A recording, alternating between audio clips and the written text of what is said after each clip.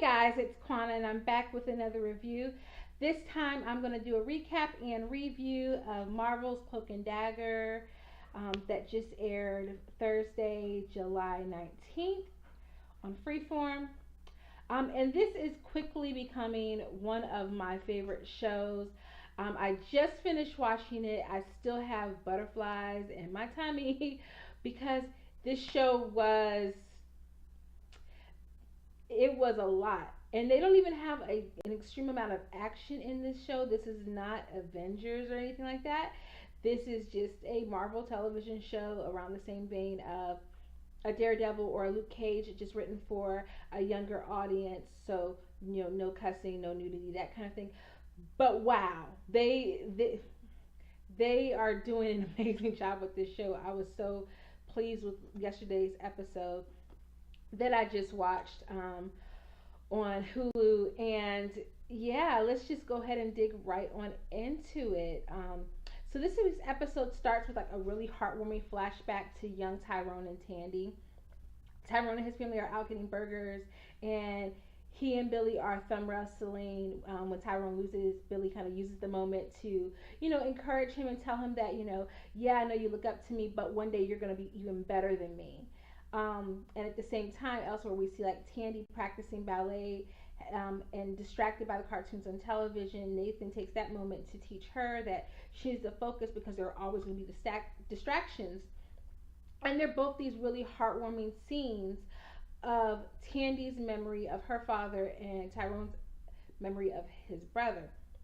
Um, by the way, the episode is called Ghost Stories. So it cuts forward to show us like a few days later or within the same year of those memories is the night that Nathan died from crashing over the bridge due to the explosion on the rig, and that Billy was shot by Connors. And so it shows us those moments, but then it shows us that it's the 8-year anniversary, so that those events are happening 8 years ago today.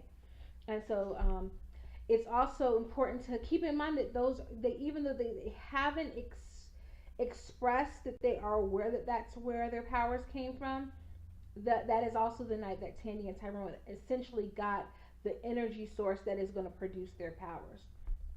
So then it jumps forward to the present to show Bridget and Fuchs are having breakfast, and she confesses that she wants to take down Connors. He confesses that he wants her to be his boo because she ate the pancakes. And so just kind of like I like that scene because it was kind of like it reminded me of in Luke Cage, how in Luke Cage coffee is a euphemism for sex, that pancakes are a euphemism for a serious relationship. And she has been one who's expressed in the past that she hasn't really had a serious relationship. So by her eating the pancakes, it's like, no, we're in a serious relationship. Tandy goes to visit Ivan in the hospital, who, of course, they just broke out of his comatose state last week. He remembers nothing about the night that the rig blew up, but he warns her about Roxanne and expresses concern that they are dangerous and could hurt her or Mina. And he does not want her to do anything against them, and he doesn't want to do anything against them because he's worried about his daughter. So then Tandy goes to see her mom, and we find out that they're having their annual memorial of her father's death. And it's a nice, touching moment because Tandy and Melissa Bowen have had such a contentious relationship. And of course, Tandy has been living in this abandoned church, and they're still not 100% mended because she still feels as though she can't trust her mom to stay sober long enough for them to be a happy family. But we see that she's slowly coming around to realizing that her mom is someone who has just buried her hurt and her pain under drugs and alcohol, much in the same way she does. So she can't really pass too much judgment on her mom. But I think it's still the idea that, yeah, but I'm a kid and I'm doing this. You're a mother. You're supposed to be above this because you have me to take care of. But it was a nice little touching moment.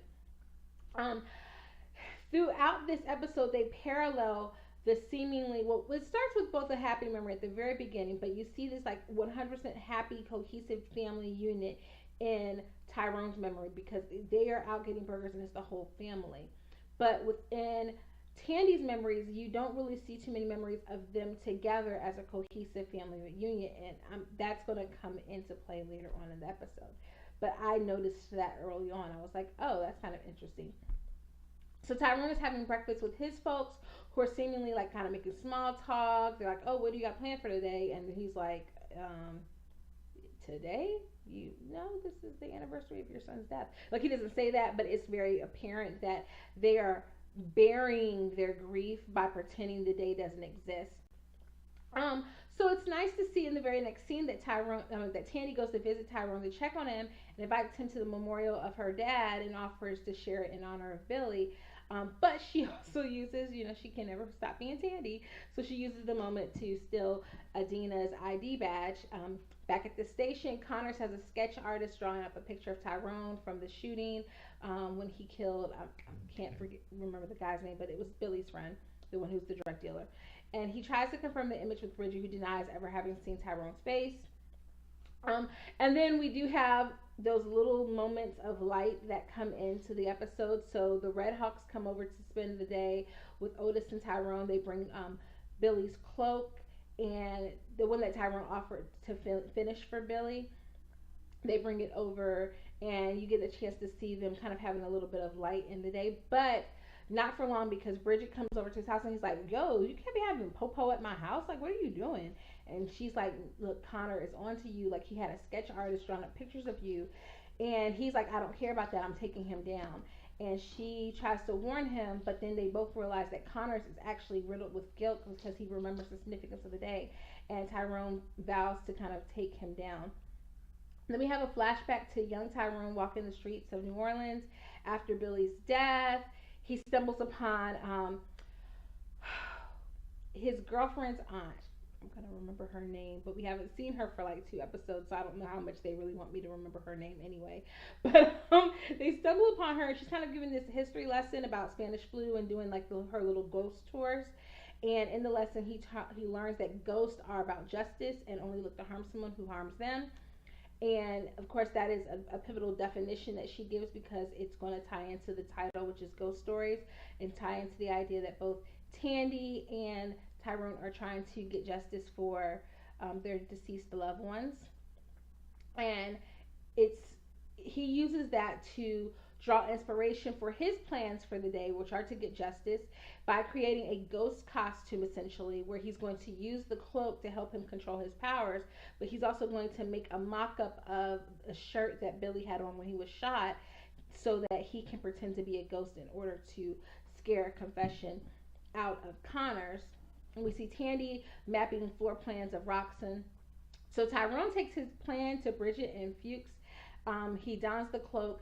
I really wish that they had shown his, like, at least Fuchs' initial reaction. We know that Bridget is kind of hardened. She's a New Yorker. She's been up there with the Avengers, with all of the stuff that's kind of centered in New York with Luke Cage and Daredevil and Jessica Jones and all that stuff. So she's used to this, like this idea that in this parallel universe of where all this Marvel cinematic stuff exists, she's seen it all. She's not concerned. But I wish it would have shown Fuchs' face, because it was a really powerful scene when he dons the cloak, and it's the cloak from the comic book, and he looks amazing in it. I wish they would have seen like when he disappears, like Fuchs, like the heck, like something, but they don't show it.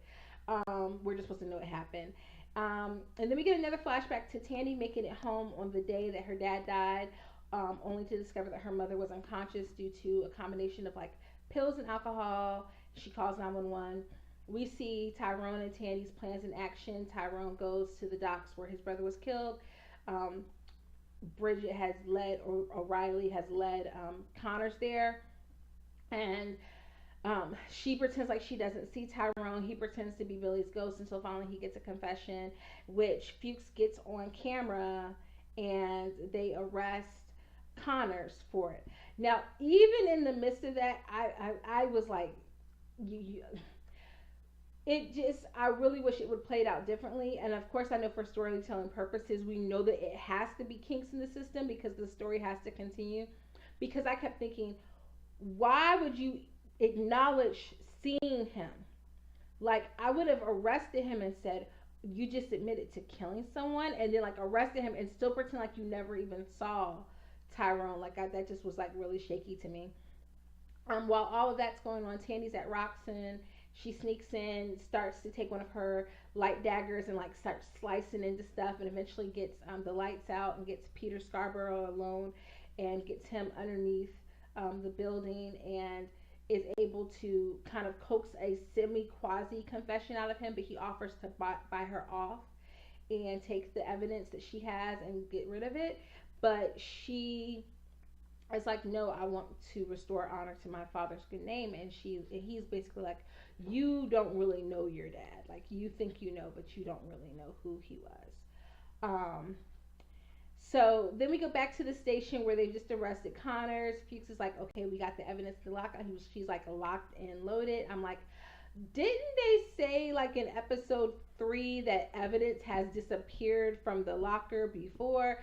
And of course, if you're watching Luke Cage, you know that that happens a lot. That happens with Scarf and in Luke Cage season 1. Sorry for spoilers for all Marvel stuff out of my mouth. I'm apologizing now. Sorry for that. But we know that that happens, so that was a little iffy as well.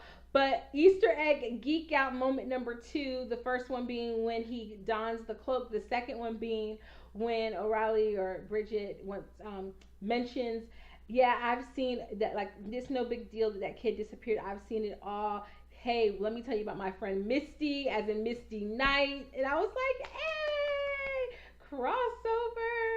I mean, because it only takes a few. I mean, you can't take like so long, like 4 months to film Luke Cage, and I don't think she's doing anything else. So it's like, hey, definitely pop up in a couple of episodes. That would be really nice.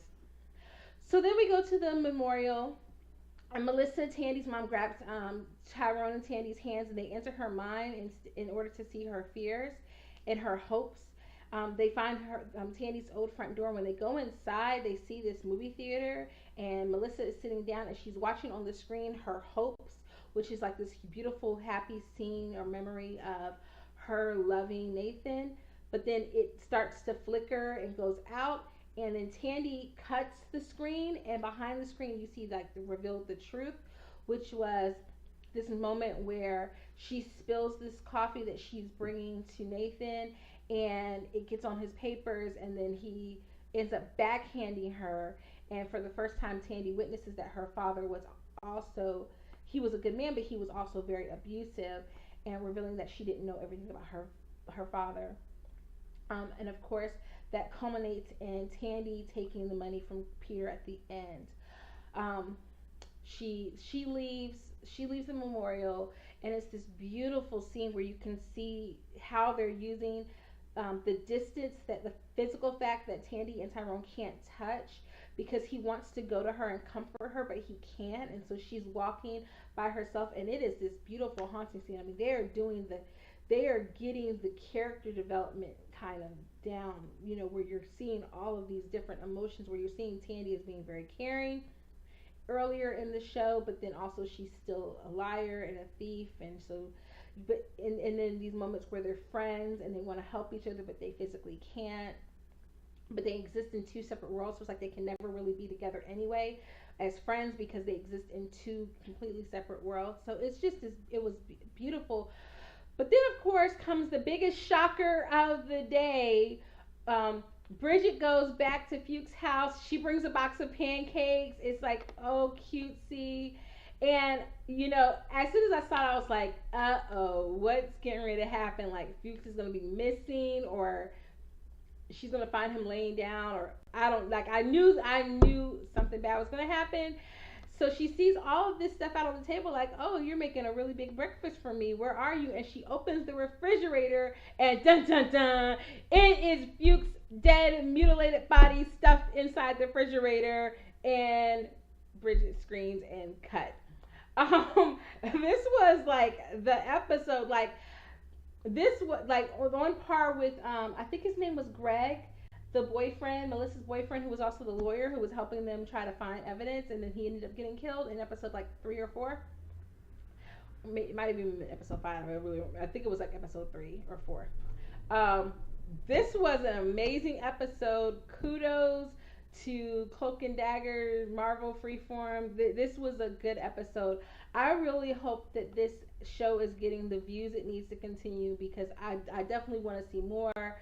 I'm hoping that this was almost on par with, if this was not the season finale, because I would imagine this has a short release. I haven't looked into it to see how many episodes this is supposed to get.